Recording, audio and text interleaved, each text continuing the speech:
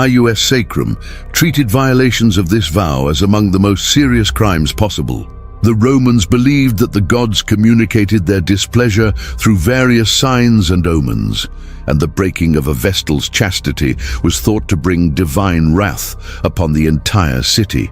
Military defeats, natural disasters, plagues and famines were all potential consequences of a Vestal's transgression. The concept of incestus, the technical term for a Vestal's violation of chastity, carried implications far beyond sexual impropriety. In Roman thinking, it represented a fundamental disruption of the cosmic order, a breach in the contract between Rome and its protecting deities. The word itself derived from in, not, and castus, pure, emphasizing that the crime was one of pollution rather than merely personal misconduct. The investigation process for suspected violations was elaborate and terrifying. When accusations arose, the Pontifex Maximus would convene a special tribunal of pontifices, the college of priests responsible for maintaining Roman religious law. These investigations were conducted in secret, with the accused Vestal having limited rights to defend herself. The burden of proof was deliberately low, as the Romans believed that the gods would reveal truth through divine signs and omens. During the investigation, the suspected Vestal would be suspended from her duties and placed under house arrest. She would be forbidden from tending the sacred fire or participating in religious ceremonies, effectively making her a pariah within her own community. This isolation was itself a form of punishment, as these women had spent their entire adult lives defined by their sacred role. The evidence considered in these cases was often circumstantial and subjective. A Vestal might be accused based on nothing more than being seen speaking privately with a man, receiving gifts, or displaying what was considered excessive interest in worldly affairs. Love letters, if discovered, were considered damning evidence, as were any gifts from male admirers. Even changes in appearance, wearing makeup, elaborate hairstyles, or expensive jewelry, could be interpreted as signs of sexual impropriety. The psychological torture of the investigation process was perhaps as cruel as the eventual punishment. The accused woman would be questioned repeatedly about her relationships, her thoughts, her dreams, and her desires. Every friendship would be scrutinized, every moment of her life examined for signs of guilt. The other Vestals would be questioned about their colleagues' behavior, creating an atmosphere of suspicion and betrayal within the sacred house. The political implications of these investigations were enormous. Accusations against Vestals often coincided with periods of political instability or military crisis. Leaders would use such charges to deflect blame for disasters, claiming that divine displeasure was responsible for Rome's troubles rather than poor governance or military strategy. The Vestals became scapegoats for the failures of the state. When a Vestal Virgin was found guilty of breaking her sacred vow, Roman law presented a terrible contradiction. The principle that no blood of a Vestal could be shed by human hands meant that traditional forms of execution, beheading, crucifixion, or gladiatorial combat were forbidden. Instead, the Romans devised a punishment that was perhaps more cruel than any of these: live burial, a method that would allow the gods themselves to determine the priestess's fate. The execution site was located near the Porta Collina, outside the city walls, in an area known as the Campus Celeratus, the Field of the Accursed. Here, a small underground chamber had been constructed specifically for this purpose. The chamber was barely large enough for a single person to stand or lie down, with dimensions that ensured the condemned would experience maximum psychological torment in their final hours. The descent into this underground tomb began with a procession through Rome that was both funeral and spectacle. The condemned Vestal, dressed in her sacred robes for the last time, would be placed in a closed litter, a covered sedan chair that prevented the crowd from seeing her face. This detail was crucial to Roman sensibilities. They wanted to witness the punishment while maintaining the fiction that they were not directly causing her death. The procession moved slowly through the streets of Rome, accompanied by the College of Pontifices, various magistrates, and often a significant portion of the population. The atmosphere was one of solemn terror rather than celebration. Citizens would line the route, many weeping, others standing in shocked silence. Children were often brought to witness this spectacle as a moral lesson, though many would be traumatized by what they saw. Upon reaching the execution site, the final preparations would begin.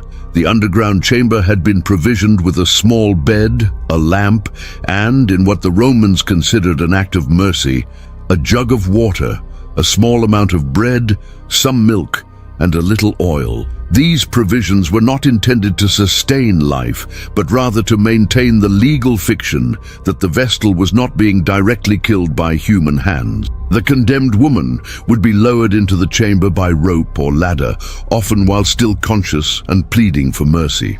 Historical accounts describe the terror in their voices as they called out to their fellow Vestals, to their families, and to the gods they had served faithfully for decades. Some maintained their innocence until the final moment, while others had been broken by the investigation process and accepted their fate in silence. Once the Vestal was inside the chamber, the entrance would be sealed. Heavy stones were placed over the opening, followed by earth, creating an impenetrable barrier between the condemned and the world above. The sealing process was methodical and thorough, ensuring that no sound could escape and no rescue would be possible. The crowd would hear the muffled sounds from below gradually fade into silence. The psychological horror of this death cannot be overstated. Unlike other forms of execution that were relatively quick, live burial condemned the victim to hours or even days of terror, isolation, and slowly mounting desperation. The victim would experience the full knowledge of their impending death while being powerless to prevent it, trapped in absolute darkness with only their thoughts and fears for company. Throughout Roman history, numerous Vestal Virgins faced accusations of breaking their sacred vows, with each case revealing the complex interplay of religion, politics, and social control that characterized Roman society. These cases, documented by historians like Livy, Tacitus, and Pliny, provide us with detailed accounts of how accusations arose, how investigations proceeded, and how politics influenced outcomes. One of the earliest recorded cases occurred in 483 BCE, when a Vestal named Oppia was accused and executed for unchastity. According to Livy, her death was followed by a series of military defeats, which the Romans interpreted not as proof of divine displeasure with the execution, but as confirmation that her guilt had indeed angered the gods. This interpretation shows how the Romans rationalized these punishments, using subsequent events to justify their actions regardless of the outcome. The case of Postumia, in 420 BCE, illustrates how subjective and dangerous the accusation process could be. Postumia was charged not for any specific act of sexual misconduct, but for her manner of dress and behavior, which was deemed too worldly and flirtatious for a sacred virgin. She had begun wearing elaborate hairstyles and expensive jewelry, and was observed speaking playfully with young men at public events. Although she was ultimately acquitted after a stern warning, her case demonstrates how narrow the acceptable boundaries were for these women. In 337 BCE, the Vestal Minutia faced accusations that arose from political rivalries within Rome's elite families. Her accuser was a slave who claimed to have witnessed her in compromising situations with a young patrician. The investigation revealed that the slave had been coached by political enemies of Minucia's family, who sought to damage their reputation and political standing. Despite evidence of the conspiracy, Minucia was still subjected to the trial process, highlighting how these sacred women could become pawns in political games. The reign of Domitian, 81 to 96 CE, saw a particularly brutal period for the Vestal Virgins. The emperor, known for his paranoia and cruelty, used accusations against the Vestals as a way to demonstrate his piety and deflect attention from his own moral failings. He ordered the execution of the chief Vestal, Cornelia, on charges that many contemporaries believed were fabricated. The case against Cornelia was so weak that even the College of Pontifices expressed doubts, but Domitian's will prevailed. Cornelia's execution was particularly horrific because she maintained her innocence throughout the process. According to Pliny the Younger, who witnessed the event, she was dragged to the execution site while crying out that Caesar could not believe her unchaste, when his victories proved that she had performed the sacred rites correctly. Her words fell on deaf ears, and she was buried alive while protesting her innocence to the end. The case of the Vestal Claudia in 143 CE demonstrates how family connections could both protect and endanger these sacred women. Claudia came from a powerful patrician family with connections throughout the Roman elite. When accusations arose against her, various influential figures intervened on her behalf, providing alibis and character witnesses. However, this very intervention was used by her accusers as evidence of a conspiracy to protect a guilty woman. Perhaps most tragic was the case of Julia Aquilia Severa, who served as a Vestal during the reign of Elagabalus, 218 to 222 CE. The emperor, notorious for his religious innovations and personal excesses, actually forced her to marry him, claiming that their union would produce divine children. When Elagabalus was assassinated and his successor came to power, Julia Aquilia was accused of having violated her vows through this forced marriage. Despite having been compelled into the relationship against her will, she faced the full penalty of the law. These individual cases reveal patterns that extended throughout Roman history. Accusations often coincided with periods of political instability, military defeat, or natural disaster.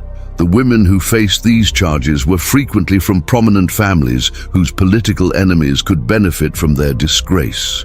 The investigations themselves were conducted in an atmosphere of presumed guilt, with the burden of proof effectively reversed. The intersection of politics and religious authority in ancient Rome created a system ripe for manipulation, with the Vestal Virgins often serving as convenient targets for political machinations. The sacred nature of their office, which was supposed to protect them, actually made them more vulnerable to those who understood how to weaponize religious sentiment for political gain.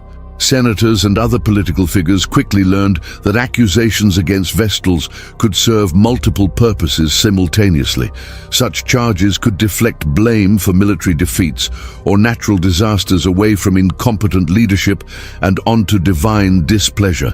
They could eliminate political rivals by targeting their female relatives who served as Vestals. They could also demonstrate a leader's piety and moral authority by showing their willingness to punish even the most sacred figures when they transgressed. The process of making accusations was deliberately structured to favor political manipulation. Any Roman citizen could bring charges against a Vestal, but the investigation and trial were conducted by the College of Pontifices, a body that was inherently political. Members of this college were appointed through political processes and maintained their positions through political relationships. This meant that the same men who might benefit from a Vestal's downfall were responsible for judging her guilt or innocence. Evidence in these cases was often fabricated or manipulated to serve political ends. Slaves could be tortured to produce testimony against their master's enemies. Letters could be forged, witnesses coached, and circumstances arranged to create the appearance of guilt. The secretive nature of the investigations made it difficult for the accused to mount an effective defense, as she often had no knowledge of the specific charges or evidence against her until the trial was nearly concluded. The reign of Tiberius, 14 to 37 CE, provides several examples of how these accusations could be used for political purposes. When the emperor faced criticism for his military failures in Germania, accusations suddenly arose against multiple Vestals simultaneously. Historians noted the suspicious timing of these charges, which conveniently provided a religious explanation for Rome's military troubles, while allowing Tiberius to demonstrate his moral authority through harsh punishment of the allegedly guilty priestesses. Family rivalries within Rome's aristocratic class often played out through accusations against Vestal relatives. The case of Licinia in 113 BCE illustrates this pattern clearly. Licinia came from the powerful Licinia family, which had accumulated significant wealth and political influence through successful military campaigns and strategic marriages. When political enemies sought to weaken the family's position, they targeted Licinia with accusations of unchastity. The evidence against Licinia was circumstantial and largely based on her alleged relationship with a young equestrian named Crassus. However, investigation revealed that the accusations had been orchestrated by rival families who hoped to seize Licinian properties and political positions if the family fell into disgrace. The case became a proxy war between aristocratic factions, with Licinia's life hanging in the balance of political maneuvering that had nothing to do with her actual conduct. Economic motivations also played a role in false accusations. When Vestals died or were executed, their property reverted to the state or could be claimed by accusers under certain circumstances. This created financial incentives for bringing charges, particularly against wealthy priestesses from prominent families. The Vestal Aemilia, executed in 114 BCE, possessed extensive properties in prime Roman real estate that were subsequently distributed among her accusers and their political allies. The Emperor Caracalla, 198–217 CE, used accusations against Vestals as a tool of terror to maintain control over potential rivals. His reign was marked by paranoia and violence, and he discovered that threats against sacred figures were particularly effective in intimidating his opposition. Even the mere suggestion that a senator's daughter or relative serving as a Vestal might face investigation was often sufficient to ensure political compliance. The system of punishment surrounding the Vestal Virgins functioned as more than just religious enforcement. It served as a sophisticated mechanism of social control that extended far beyond the priestesses themselves. The psychological impact of these executions rippled through Roman society, creating an atmosphere of fear and compliance that reinforced existing power structures and social hierarchies. The public nature of these trials and executions was carefully orchestrated to maximize their psychological impact. Romans were required to witness not just the condemnation of the accused, but the entire process from investigation through burial. This forced participation created a collective trauma that bonded the community in shared guilt and fear. Citizens who watched these proceedings knew that if even the most sacred figures in society could face such horrible punishment, no one was truly safe from accusation and condemnation. The effect on other Vestal Virgins was particularly devastating. These women lived in constant awareness that their sisters had been buried alive for alleged transgressions, knowing that they themselves might face the same fate at any moment. This created a culture of extreme self-surveillance and mutual monitoring within the Vestal house. Friendships became dangerous. Normal human emotions were suppressed, and every action was filtered through the lens of potential accusation. Roman families with daughters serving as Vestals experienced a unique form of ongoing terror. While they enjoyed the prestige and political advantages that came with having a family member among the priestesses, they also lived with the knowledge that their daughter's alleged misconduct could bring disgrace and persecution upon the entire family.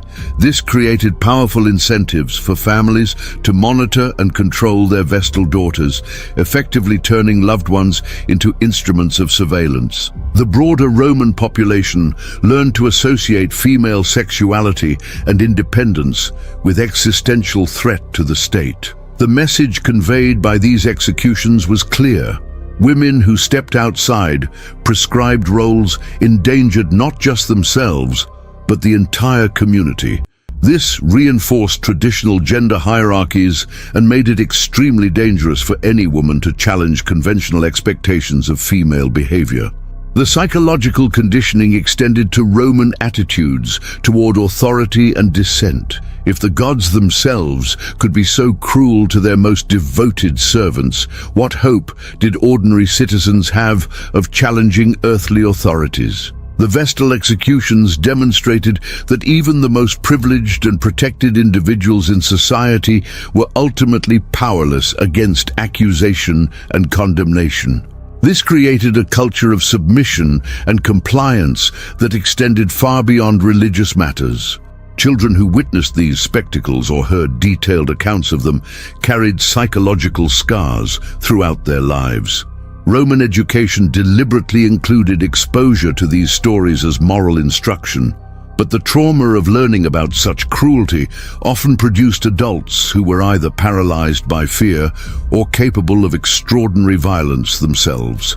The normalization of such extreme punishment shaped Roman character in ways that historians are still attempting to understand. The knowledge that accusations could be fabricated for political purposes created a climate of paranoia and mistrust throughout Roman society. If Vestal Virgins, supposedly protected by divine favor and legal immunity, could be falsely accused and executed, then anyone could be destroyed through false charges. This understanding made Romans extremely cautious about making enemies or challenging powerful figures, as the consequences could extend far beyond mere political or economic disadvantage. Religious belief itself became a source of psychological terror rather than comfort. Romans learned to fear their gods rather than love them, understanding that divine protection was conditional and could be withdrawn without warning. The capricious nature of these punishments taught that piety and virtue offered no guarantee of safety, creating a spiritual environment characterized by anxiety rather than devotion. The historical record of Vestal Virgin executions comes to us through a variety of ancient sources, each providing different perspectives on these horrific events. These accounts, written by historians, philosophers, and eyewitnesses, offer us detailed glimpses into the procedures, justifications, and social reactions that surrounded these punishments. However, they also reflect the biases and limitations of their authors, requiring careful analysis to separate fact from interpretation. Livy's Ab Urbe Condita provides some of the earliest detailed accounts of Vestal executions, including the cases that occurred during the Roman Republic. His descriptions emphasize the religious necessity of these punishments, while also noting the political circumstances that surrounded many accusations. Livy's account of the trial of Oppia in 483 BCE includes details about the investigation process and the public reaction to her execution, showing how these events were understood by Romans as necessary sacrifices to maintain divine favor. Tacitus, writing during the early imperial period, provides a more critical perspective on these executions. His Annals includes accounts of Vestal trials during the reigns of various emperors, often highlighting the political motivations behind accusations. Tacitus was particularly critical of Domitian's persecution of the Vestals, noting how the emperor used these cases to enhance his own reputation for piety while deflecting attention from his moral failings. Pliny the Younger's letters offer perhaps the most personal and emotionally compelling accounts of these executions. As an eyewitness to several cases during Domitian's reign, Pliny provides detailed descriptions of the procedures and the reactions of both the condemned and the spectators. His account of Cornelia's execution is particularly harrowing, including her final words and the reaction of the crowd to her protests of innocence. The historian Cassius Dio, writing in the 3rd century CE, provides additional details about the legal procedures surrounding these cases. His accounts include information about how evidence was gathered, how trials were conducted, and how sentences were carried out. Dio also notes the political climate that surrounded many of these accusations, providing context for understanding why certain periods saw increased persecution of the Vestals. Plutarch's biographical works include several references to Vestal executions, particularly in his lives of prominent Roman figures who were involved in these cases, either as accusers or as political figures who benefited from the outcomes. His accounts often focus on the moral and political implications of these events, providing insight into how contemporaries understood and justified these extreme punishments. Archaeological evidence has also contributed to our understanding of these executions. Excavations near the Porta Collina have uncovered remains of underground chambers that may have been used for live burials, though the identification of these sites remains controversial among scholars. The physical evidence, while limited, provides some confirmation of the literary accounts and helps us understand the practical aspects of these executions. Legal documents and inscriptions provide additional context for understanding these cases. Roman legal texts explain the procedures for investigating and trying Vestals, while inscriptions commemorate both executed and vindicated priestesses. These sources help us understand how Roman law attempted to balance the sacred status of the Vestals with the perceived need to punish their transgressions. Christian writers of the later imperial period, such as Augustine and Jerome, also commented on these executions, though their accounts are colored by their opposition to traditional Roman religion. These writers often used accounts of Vestal executions to criticize pagan practices and demonstrate the superiority of Christian morality, but their works preserve some details about these events that might otherwise have been lost. The practice of executing Vestal Virgins through live burial had profound and lasting effects on Roman society, religion, and culture that extended far beyond the immediate horror of the events themselves. These executions became embedded in the Roman consciousness as both necessary religious observance and terrifying demonstration of divine and state power, shaping attitudes toward religion, authority, and gender roles for centuries. The immediate religious impact was to reinforce the Romans' understanding of their relationship with the divine as fundamentally transactional and precarious. The gods' protection of Rome was conditional upon precise observance of ritual obligations, and the slightest deviation could result in catastrophic consequences. This understanding fostered a religious culture characterized by anxiety and scrupulous attention to ceremonial detail rather than personal spiritual development or emotional connection to the divine. The executions also served to strengthen the authority of the Pontifical College and, by extension, the Roman state itself. By demonstrating their willingness to execute even the most sacred figures when they transgressed, Roman authorities showed that no one was above the law or beyond the reach of state power. This reinforced hierarchical social structures and discouraged challenges to established authority at every level of society. The gender implications of these executions were particularly significant and long-lasting.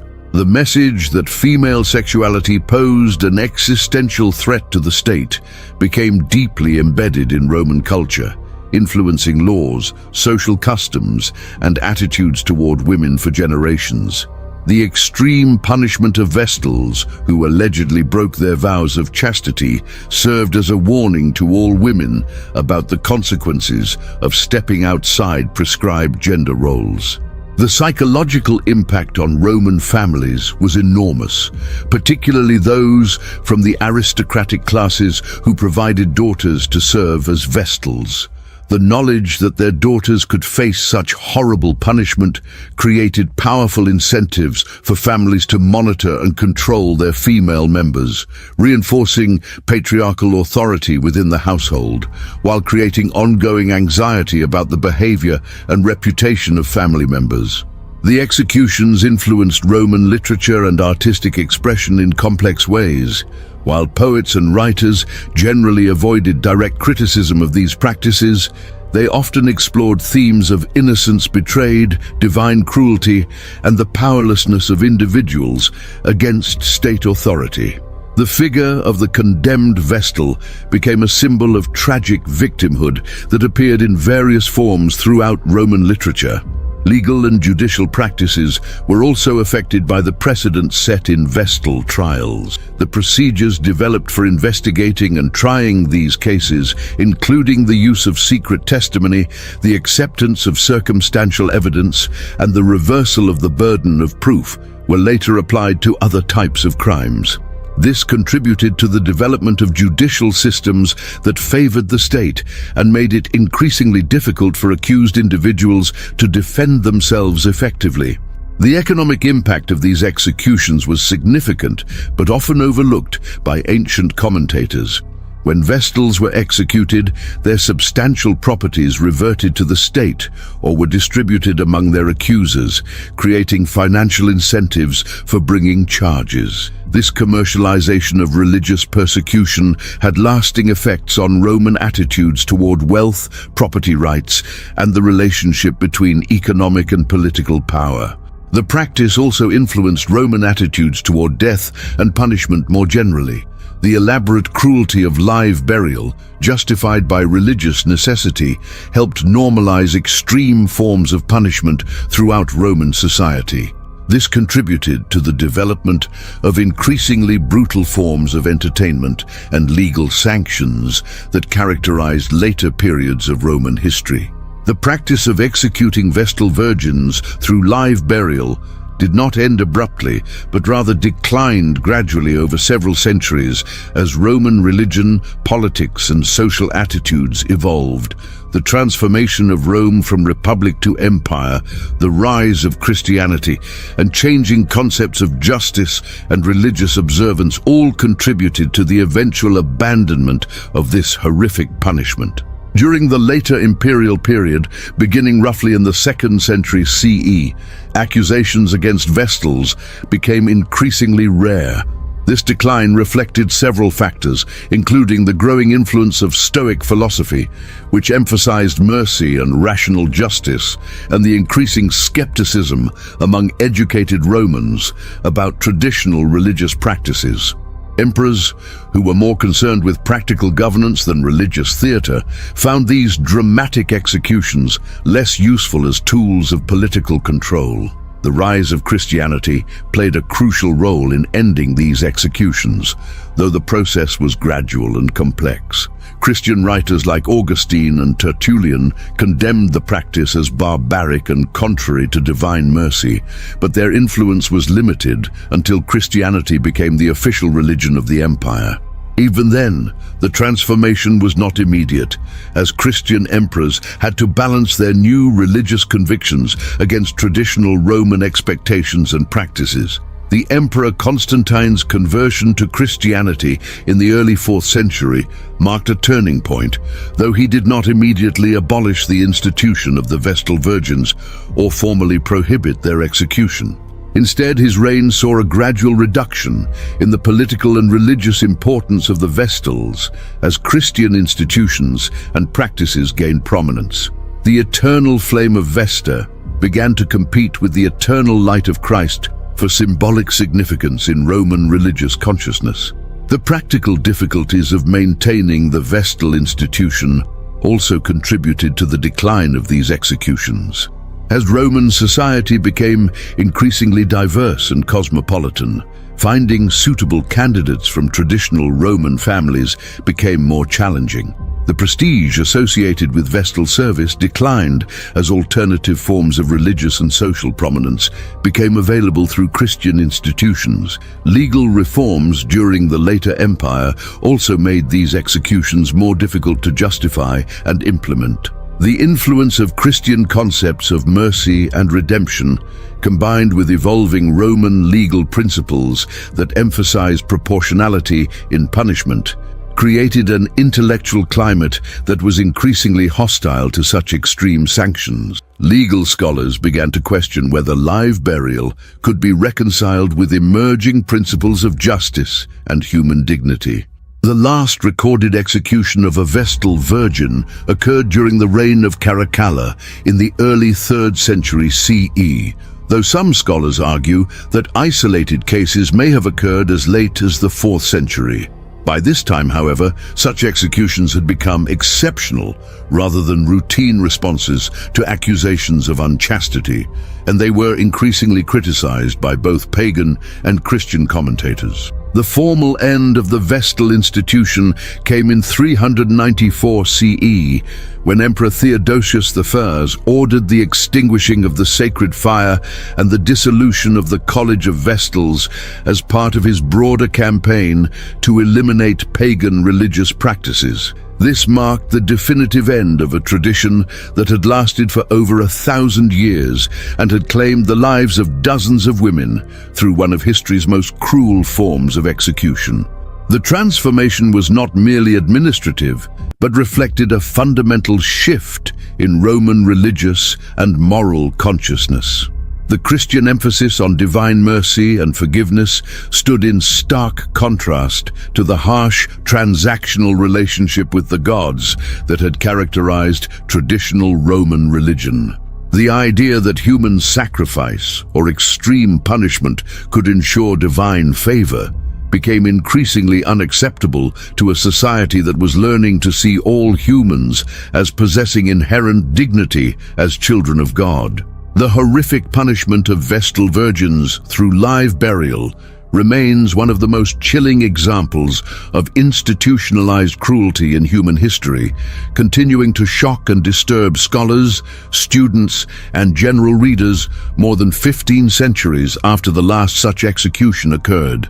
The legacy of these practices extends far beyond their immediate historical context, providing insights into the nature of power, the manipulation of religious belief, and the vulnerability of women in patriarchal societies. Modern historians and anthropologists have analyzed these executions as examples of what scholars term sacred violence, cruelty that is justified and legitimized through religious belief and ritual practice.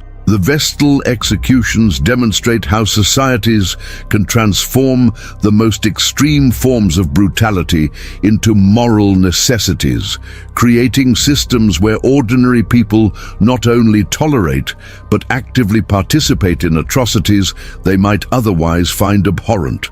The psychological mechanisms that enabled these executions continue to be studied by researchers interested in understanding how societies normalize violence against vulnerable populations. The process by which Roman citizens convinced themselves that burying women alive was not only acceptable but religiously required provides disturbing parallels to other historical instances of sanctioned cruelty, from witch trials to modern genocides. Feminist scholars have particularly focused on these cases as examples